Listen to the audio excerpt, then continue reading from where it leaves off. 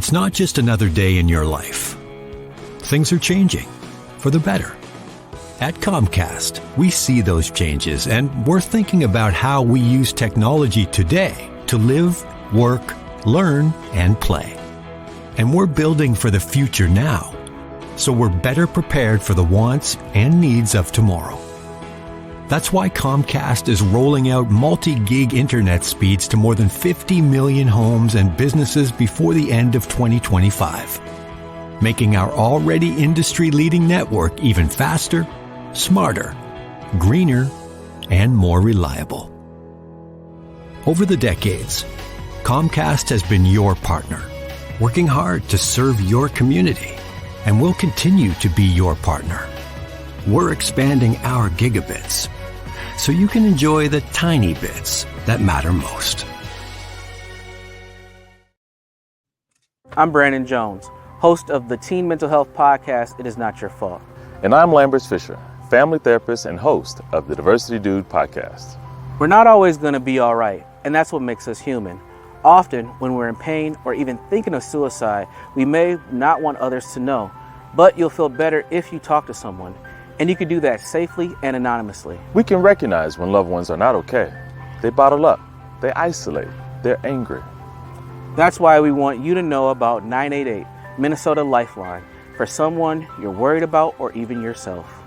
Anyone with an emotional or mental health related need can call, chat, or text 988 for free, confidential support.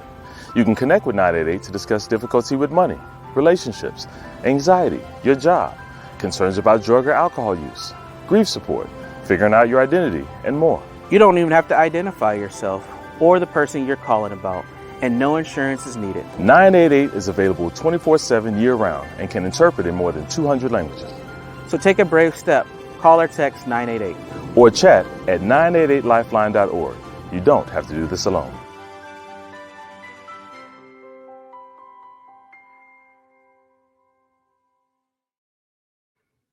It's Not Your Fault is a podcast for parents, caregivers, and young people navigating the world and its challenges. Here's your host, Brandon Jones. Greetings and welcome back to another installment of It Is Not Your Fault, a teen mental health podcast. My name is Brandon Jones, and on today's episode, we are talking about a new chemical that young people are using called sodium nitrate. And not only have there been discoveries of young people using them, but there also have been discoveries that young people are using them to assist with the ongoing issue of suicide. Yes, unfortunately, this particular substance is being used to aid suicide attempts. So you're probably wondering, what is it? What's going on? And man, we have another chemical that young people are using. It's already part of the daily concern of parents and caregivers and youth workers that young people are exposed to drugs, marijuana, alcohol, tobacco, opioids, all these things. There's just an endless supply of chemicals that young people are exposed to. But recently, there's been quite a stir that has happened with this it's not new. It's newer to this drug use world. And it's blended itself into the mental health world of sodium nitrate. So in the recent years, there have been a troubling rise in the use of sodium nitrate as a method for suicide amongst teenagers. Sodium nitrate is a common preservative that's usually found in processed meats and other foods and is relatively easy to obtain, and it makes a very alarming tool for self-harm. Now, before we continue to talk about sodium nitrate, I want to give the difference between self-harm, actual suicide, and suicidal attempts.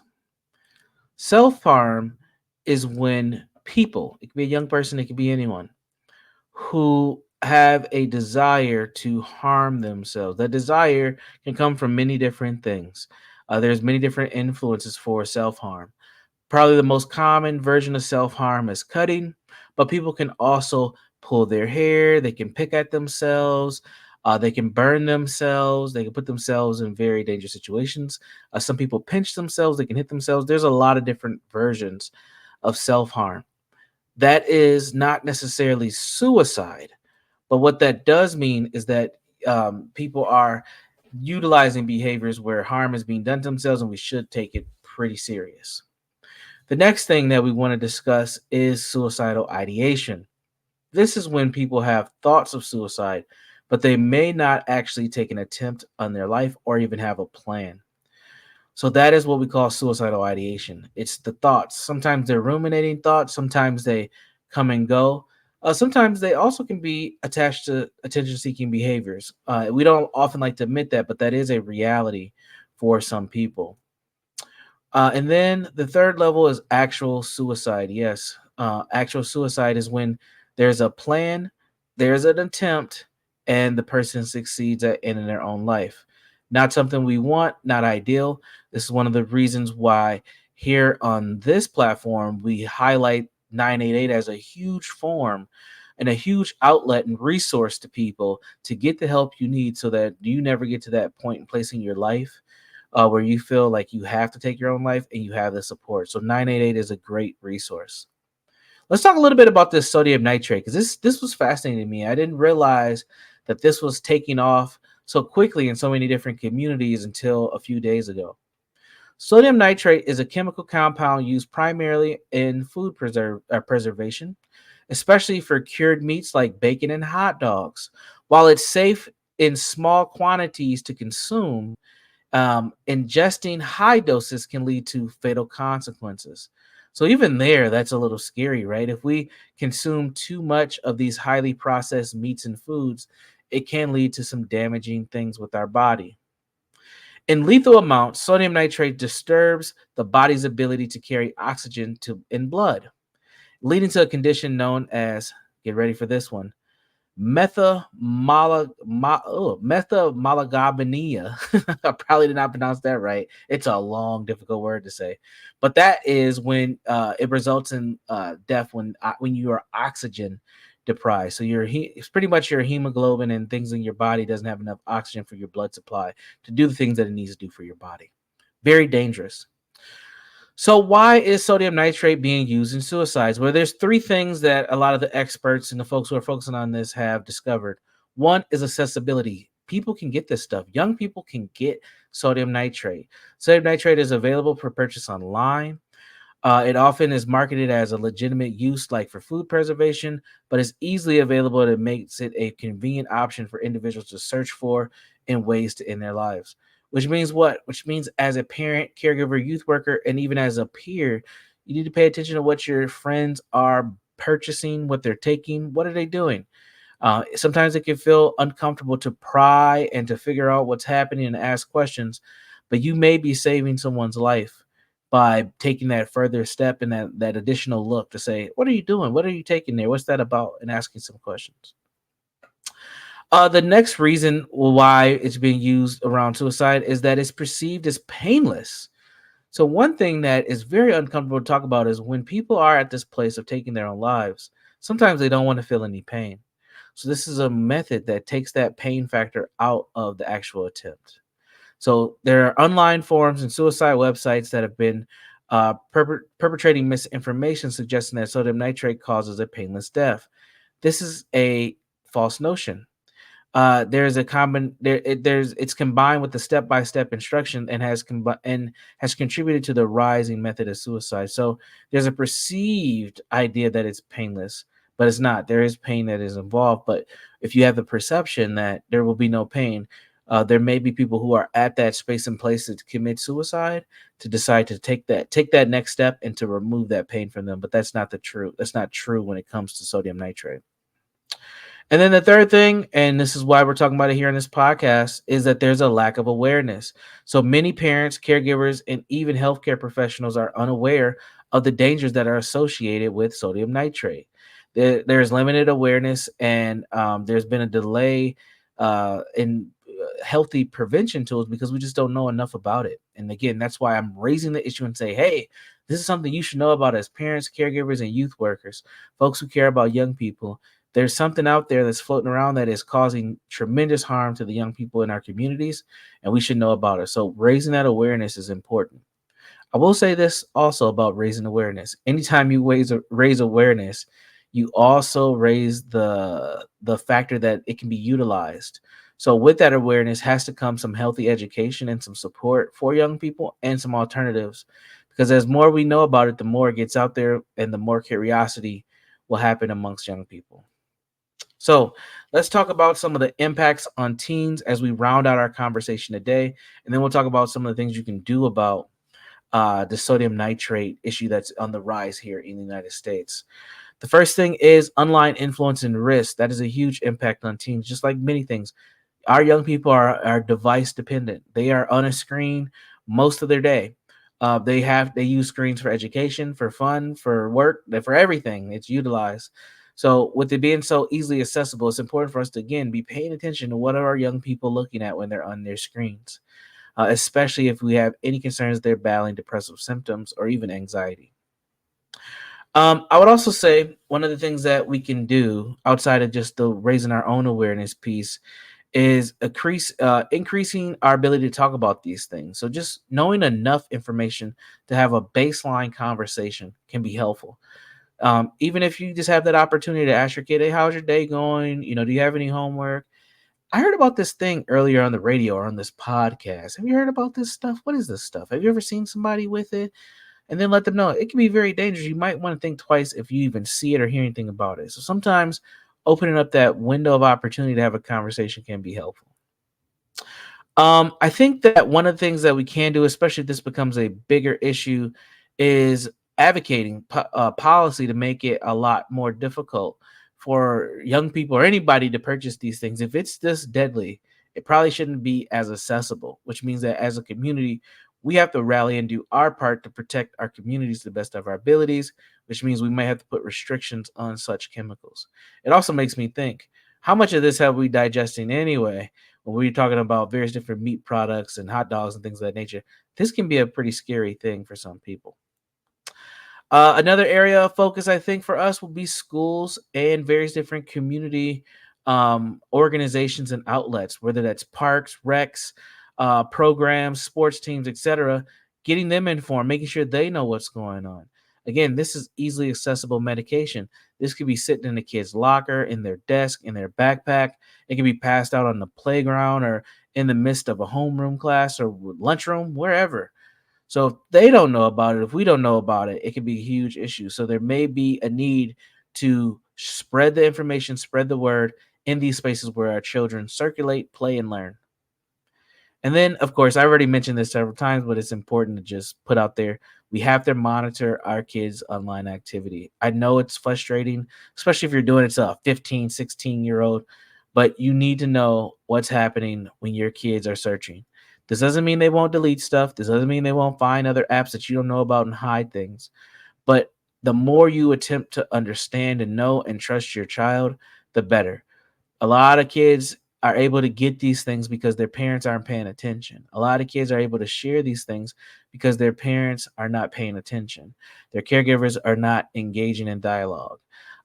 They are crafty. They are smart young people, just like we were when we were younger. There were things that we don't want our parents to know. But one thing you want to know as a parent, caregiver, youth worker, or a peer or friend is you want to know if your friend is ever or your child is ever in this space where they want to take their own life. One thing you can definitely do is intervene and help them see that that is probably not the step that they need to take to feel better about what's going on.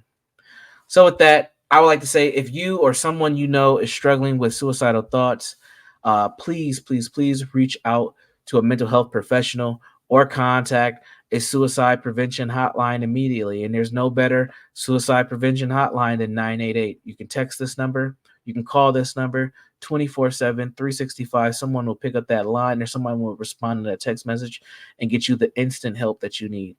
Don't be afraid to use it. Check it out. It's there for you. It's a resource and people are here to help. Your life doesn't have to end today. Let's make the most of it as we can. And if, like I always say, we're going to wrap up the podcast here. There's 3 places you can check us out. If you found that this was helpful, if you want to see the podcasts and things, but let's start with the first place is Facebook.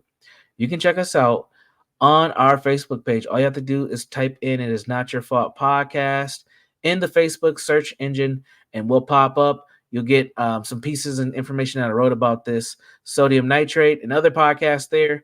You can also, connect with me if you have any questions.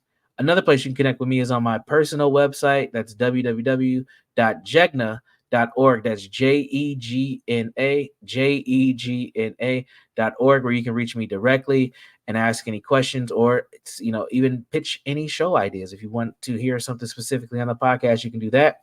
And then the final place where you can find me and a plethora of amazing podcasters who are sharing quality information and just trying to help people better their lives to the best of their ability is on Sheleta Makes Me Laugh. It is the podcast network. SheletaMakesMeLaugh.com is where you can find me and a whole lot of awesome, wonderful people with podcasts. All right, that is it for today. As I always say, be safe, be productive, and be well, and we'll see you in another episode. Take care. To check out previous episodes of It's Not Your Fault, or to learn more about Brandon Jones, log on to SheletaMakesMeLaugh.com. You know Sheleta makes you laugh, but did you know Sheleta Brundage can also make you think and boost your business? Media personality, activist, and comedian Sheleta Brundage founded Sheleta Makes Me Laugh to celebrate and share the best of Black culture. It's a podcasting platform. You can download 10 weekly podcasts hosted by African-American subject experts at SheletaMakesMeLaugh.com or wherever you find your favorite podcasts.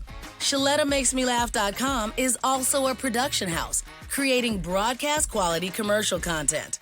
And Sheleta and her team of storytellers create powerful promotional campaigns to get businesses the brand awareness they're looking for. Some of Minnesota's top businesses trust Sheleta, and you can too. Get out the word about your events and products and get in front of communities of color with SheletaMakesMeLaugh.com. She's got the power to help your business. Mark your calendar for October 17th. That's Open House Day at Summit Academy OIC. And that's where your next career begins. In just 20 weeks, Summit Academy can prepare you to be a medical administrative assistant, IT specialist, carpenter, electrician, or financial services professional. These are good paying jobs in high demand in the Twin Cities. Summit Academy will not only prepare you for a job with advancement opportunities, they'll help you connect with employers and hiring managers. That's right, Summit Academy has a list of local employer partners ready and eager to hire Summit graduates. At the open house, you'll meet Summit instructors and staff. These incredible people will guide you through the entire process, from application to graduation. And if you're looking to earn your GED, Summit can help with that. Come to Summit Academy's open house, located at 935 Olson Memorial Highway in North Minneapolis. Find out more at saoic.org. And we'll see you October 17th from 3 to 5 p.m. The November election is coming, and adults with autism, you are eligible to participate as long as you're 18 by November 5th, a U.S. citizen, and have no restrictions to court order. You can exercise your precious right to vote. There are many ways Minnesota makes this process comfortable for you. Right now, you can vote in person at an early voting center. Early voting centers are less busy in this time leading up to Election Day, which means fewer lines and activities. That may make you feel more comfortable. Or you can request an absentee ballot and vote by mail. That's right. You can cast your ballot without leaving your home. You can also vote without leaving your car. If you choose curbside voting on Election Day on November 5th, election judges will bring your ballot right to your vehicle. Once you mark it, they'll put it in the ballot box for you. Make your plan to make your voice heard this election season. Your vote counts. You can learn more at mnvotes.gov. That's mnvotes.gov.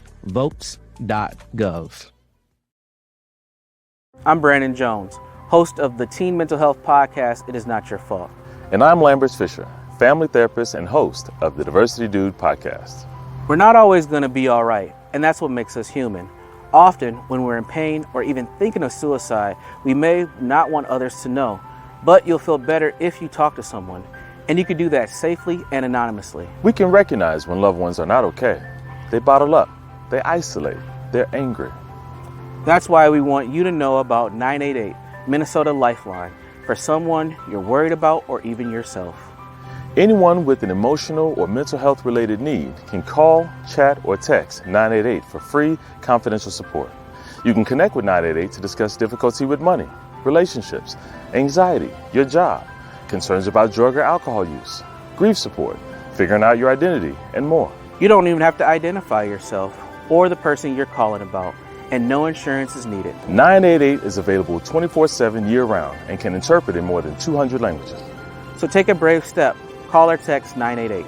Or chat at 988lifeline.org. You don't have to do this alone.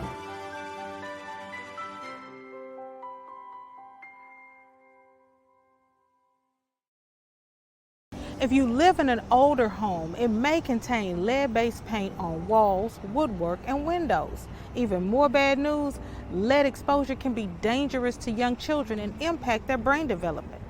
And now, the good news. Hennepin County will fix lead hazards in your home at no cost to you. We were worried because of the paint in the windows in the bedroom. They were peeling and chipping, and we know that when paint peels and chips and it looks a certain way, that's possibly lead. We were worried for our children more so than anything. Eligible homes can qualify for up to $15,000 in upgrades. You may even qualify for new energy-efficient windows. Don't worry, Hennepin County has a trusted list of pre-approved contractors. You won't even have to find companies with correct licenses or certifications. I've just done a test and it's positive. So we know that this is lead-based paint, and then we know it's a hazard because it's creating dust every time this window moves and opens. And if you look in here, that's just full of lead paint chips. You won't have to stay with your cousin while you're getting the lead out. Hennepin County even pays for you and your family to stay in a hotel while the work is underway. The last good news is how easy it is to apply. Just go to hennepin.us/lead control to get started. I'm really happy with the program. We can go to bed knowing that our children are safe. That's hennepin.us/lead control. Tell your friends about it.